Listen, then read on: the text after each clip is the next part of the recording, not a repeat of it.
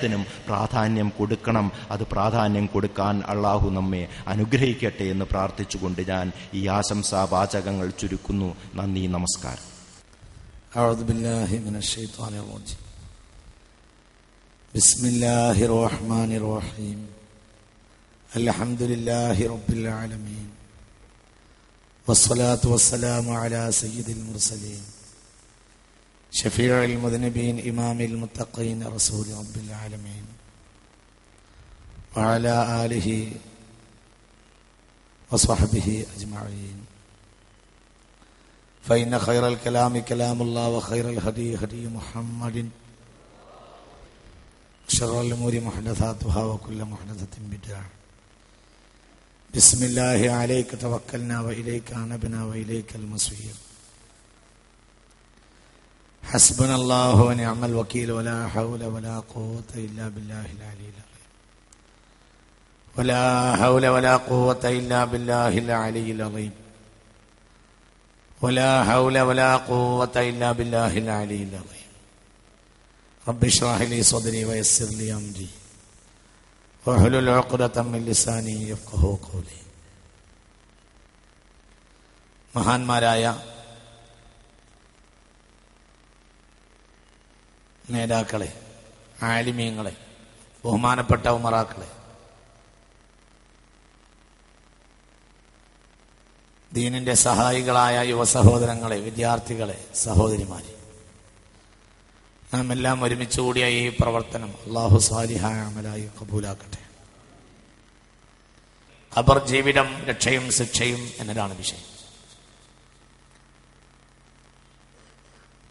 ഇത് വളരെ ഗൗരവത്തിൽ നാം എല്ലാവരും ചിന്തിക്കേണ്ട ഒരു സംഗതിയാണ്. പറഞ്ഞാൽ തീരുമോന്ന് പോലും എനിക്കറിയില്ല. എങ്കിലും പരമാവധി കാര്യങ്ങൾ പറയാൻ അല്ലാഹു തആല തൗഫീഖ് ചെയ്യട്ടെ. മരണം എന്ന് പറഞ്ഞാൽ ഏറ്റവും ഭയാനകമായ ഒരു സംഗതിയാണ്.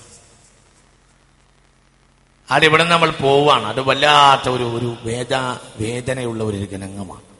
നമ്മൾ ഇവിടുന്ന് അങ്ങോട്ട് പോവുകയാണ്.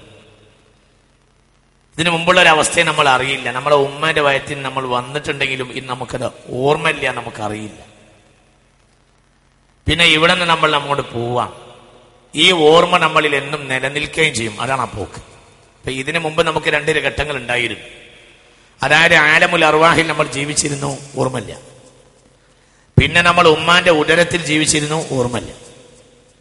എന്നാൽ ഈ ജീവിതത്തെ കുറിച്ച് എന്നും നമുക്ക് ഓർമ്മ ഉണ്ടാവും. എന്നും നമ്മളെ മനസ്സിന്റെ ഉള്ളിലേക്ക് അതിങ്ങനെ തങ്ങി നിൽക്കും. ഹും യസ്തരിഖൂന ഫീഹാ റബ്ബനാ അഖ്രിജ്നാ നഅമൽ സ്വാലിഹാ ഗൈറല്ലദീ കുന്നാ നഅമൽ അവലം നുഅമ്മിറുകും മാ യതദക്കറു ഫീഹി മൻ തദക്കറ വജാഅകുമുൻ നരീർ. നരകത്തിൽ കിടക്കുമ്പോൾ മനുഷ്യർ പറയും എന്നാണ്, നീ ഞങ്ങൾക്ക് ആയുസ് നൽകിയപ്പോൾ ചെയ്യാൻ വിട്ടുപോയ കാര്യം ഇനി ഒരിക്കൽ ആയുസ് നൽകിയാൽ ചെയ്യാം എന്ന് പറയും. അപ്പോൾ ആയുസിനെ പറ്റി ഓർമ്മയുണ്ട്. ആ ആയുസിൽ ചെയ്തതിനെ കുറിച്ച് ഓർമ്മയുണ്ട്. കിതാബ് ലഭിക്കുമ്പോൾ പറയും, ലാ യുഗാദിറു സഗീറതൻ വലാ കബീറതൻ ഇല്ലാ അസ്വാഹാ. ഇന്ന് നല്ലവർ പറയും, നല്ലവർക്കും ബോധമുണ്ടാവും, എല്ലാവർക്കും ഉണ്ട്. ഫയഖൂലു ഹാഉം ഇഖ്റഉ കിതാബിയ ഇന്നി ളനന്തു അന്നി മുലാഖിൻ ഹിസാബിയ ഫഹുവ ഫീ ഈശത്തിർ റാളിയ ഫീ ജന്നത്തിൻ ആലിയ ഖുതൂഫുഹാ ദാനിയ കുലൂ വശ്റബൂ ഹനീഅൻ ബിമാ അസ്ലഫ്തും ഫിൽ അയ്യാമിൽ ഖാലിയ.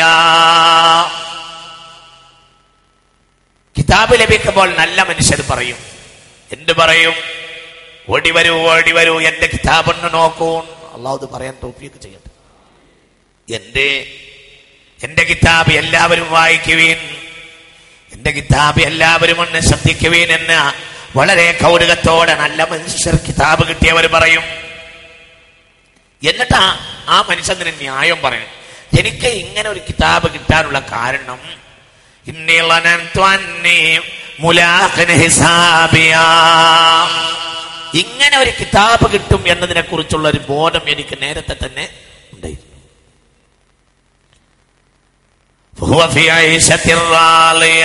അല്ലാഹു തൗഫീഖ് ചെയ്യട്ടെ, അല്ലാഹു തൗഫീഖ് ചെയ്യട്ടെ, അല്ലാഹു തൗഫീഖ് ചെയ്യട്ടെ എന്ന്. നല്ലവരോടും മോശപ്പെട്ടവരും ലഖദ് കുൻത ഫീ ഗഫ്ലത്തിൻ മിൻ ഹാദാ ഫകശഫ്നാ അൻക ഗിതാക ഫബസറുക അൽയൗമ ഹദീദ്. അടിച്ചു തൊളിച്ചു കൊണ്ടുപോകുന്ന മലക്കുകൾ പറയും, നേരത്തെയുള്ള ജീവിതത്തിൽ നീ ഈ ജീവിതത്തെ മറന്നിരുന്നല്ലോ എന്ന് പറയും. എന്നാൽ ആ ജീവിതത്തിൽ നീ ഈ ജീവിതത്തെ മറക്കൂല. കഅന്നഹും യൗമ യറൗനഹാ ലം യൽബഥു ഇല്ലാ അശിയതൻ ഔ ളുഹാഹാ.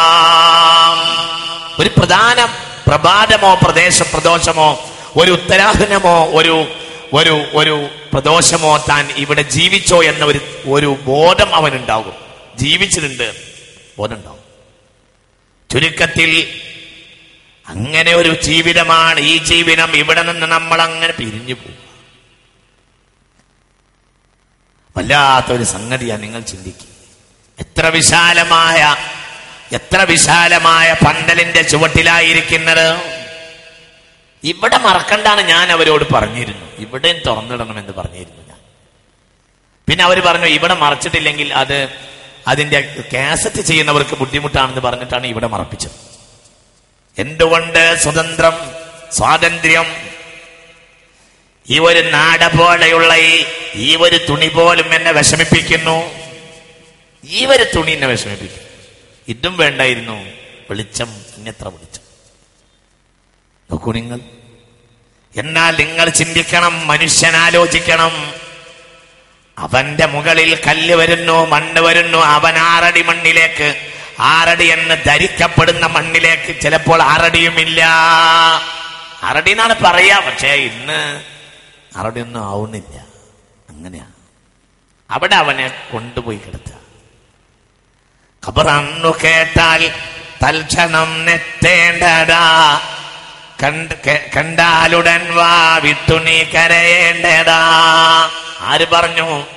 ഈ ഉമ്മത്തിലെ ഏറ്റവും വലിയ കവിയായിരുന്ന തഴവ മുഹമ്മദ് കുഞ്ഞ് മൗലവി, മൗഫിറത്ത് നൽകട്ടെ. എത്രയാ അൻ ഉസ്മാൻ റളിയല്ലാഹു അൻഹു കാന ഉസ്മാൻ ഇദാ വഖഫ അലാ ഖബറിൻ ബകാ. ഏതൊരു ഖബറിന്റെ കരയിൽ അരികിൽ നിന്നാലും ഉസ്മാൻ ഇബ്നു അഫ്ഫാൻ കരയുമായിരുന്നു. പൊട്ടി കരയും. ഖബർ കണ്ടു നിൽക്കാൻ ബഹുമാനപ്പെട്ട സയ്യിദന ഉസ്മാൻ ഇബ്നു അഫ്ഫാന് കഴിയുമായിരുന്നില്ല. ഉസ്മാൻ ഇബ്നു അഫ്ഫാൻ കരയും റളിയല്ലാഹു അൻഹു. അത് അദ്ദേഹത്തിന്റെ പതിവായിരുന്നു. ഹത്താ യബ്തല്ല ലിഹയതുഹു, അദ്ദേഹത്തിന്റെ താടി നനയുന്നത് വരെ പൊട്ടിക്കരയുമായിരുന്നു സയ്യിദന ഉസ്മാൻ. അപ്പോൾ സ്വഹാബികൾ ഒരിക്കൽ ഉസ്മാൻ ഇബ്നു അഫ്ഫാനോട് ചോദിച്ചു, ബഹുമാനപ്പെട്ടവരെ, ഉസ്മാൻ ഇബ്നു അഫ്ഫാൻ റളിയല്ലാഹു അൻഹുവിനോട്, അൻഹാനീൻ അന്ന ഉസ്മാന ഇദാ വഖഫ അലാ ഖബറിൻ ബകാ ഹത്താ യബ്തല്ല ലിഹയതുഹു ഫഖീല ലഹു തുദക്കറുൽ ജന്ന. സ്വർഗ്ഗത്തെ പറ്റി നിങ്ങളോട് പറഞ്ഞു തരുന്നു, വന്നാറു നരകത്തെ പറ്റിയും. വലാ തബ്കി, നിങ്ങൾ കരയുന്നില്ലല്ലോ, എന്നാൽ വാ തബ്കി മിൻ ഹാദാ. എല്ലാവരും ചിന്തിക്കണം. ഇന്നലെ വൈകുന്നേരം എന്റെ ഭാര്യയുടെ പിതാവ്, ഇന്നലെ ഈ നേരത്തെ എന്ത് ആഹ്ലാദമുള്ള ഒരാളായിരിക്കും ആ മനുഷ്യൻ. ഇന്നോ കഴിഞ്ഞില്ലേ? മനുഷ്യരെ നമ്മൾ ചിന്തിക്കണം.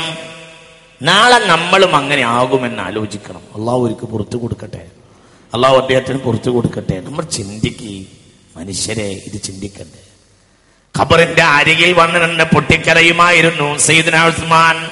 സ്വർഗത്തെ പറ്റി പറയും, നിങ്ങൾക്കറിയാറില്ലല്ലോ.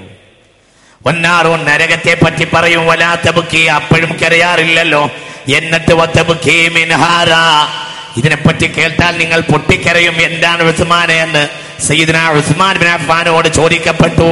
ഫഖാല, അപ്പോൾ സയ്യിദുനാ ഉസ്മാൻ റളിയല്ലാഹു അൻഹു വളരെ മനോഹരമായി തഴവ മുഹമ്മദ് കുഞ്ഞ് മൗലവി പറയുന്നു, സയ്യിദുനാ ഉസ്മാൻ ഖബറു കണ്ടാൽ പിന്നെ ഒഴുകുന്നതാതിനുനിരു കണ്ണുകൾ ക്ഷണം തന്നെ തുടിച്ചു എന്റെ